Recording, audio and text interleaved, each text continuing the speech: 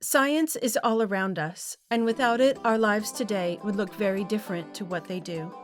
I'm sure you've all learned about Albert Einstein and Isaac Newton, but what we're taught in schools doesn't always tell us the whole picture.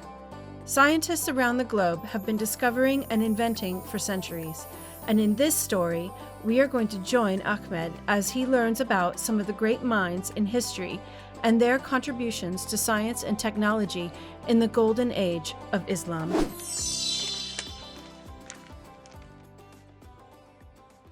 Did you know, Ahmed? Humanity is a family, and yet the world of science is a relay race.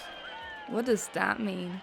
It means that every new civilization and discovery that we see today is formed on the foundations and the legacy laid by the hard work of those that came before us.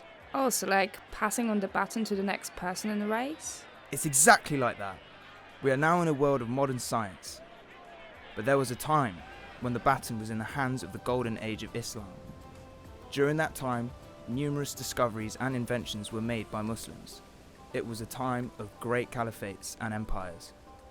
Baghdad especially was the capital of one of the best, the Abbasid. Baghdad? Our city? Yes, Ahmed. This book tells us about some of the inventors from that time. Do you know the story about the Wright brothers? Sure, they invented the first plane. Well, technically you're right, but that doesn't mean they were the first people to fly.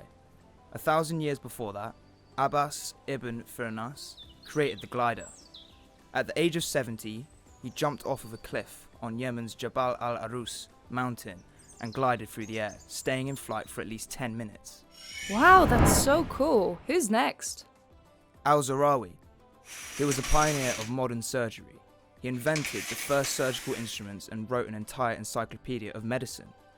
It had over 30 volumes covering not only surgery but also midwifery, pharmacology, weights and measures, and so much more.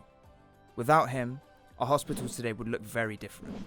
I've never thought about it like that before. I guess everything has to come from somewhere originally. Can you give me another example? Sure.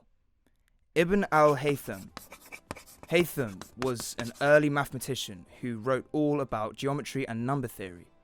He made significant discoveries in not only maths but also optics and astronomy. Astronomy, like the stars? It is exactly like that. He mainly studied eclipses, but he is most famous for being the first person to discover the laws of light and refraction. He used this knowledge to invent glasses for when his eyesight worsened, and his baton got passed so far down it led to the invention of the camera. That's amazing. Is there anyone else? Al-Jazari. He is probably the most famous from that time and is known for many of his inventions, from tea-serving robots to the first combustion engine. He is considered the father of modern-day engineering, and without him, there would be no motor vehicles like what we have today. That's all for this book, but there are so many out there. How about you carry out some research of your own? Find out as much as you can about the contributions made by Muslim scientists and scholars during the golden age of Islam. I will, Jadi, but where is the baton now? There is not just one baton, Ahmed. There are thousands, all around us, and this is a race with no finish line. Every day we are making new discoveries and advancements all around the globe, and who knows what is yet to be invented in your lifetime. Everything in science started somewhere, but that doesn't mean it ever has to end. Are you ready to help contribute to the race? Am I ever? There is no such thing as Islamic science, for science is universal. But it is important not to forget the origins of where much of our modern science was born. New disciplines emerged across the Muslim world such as algebra, geometry, and chemistry, as well as major advances in medicine, astronomy, and engineering.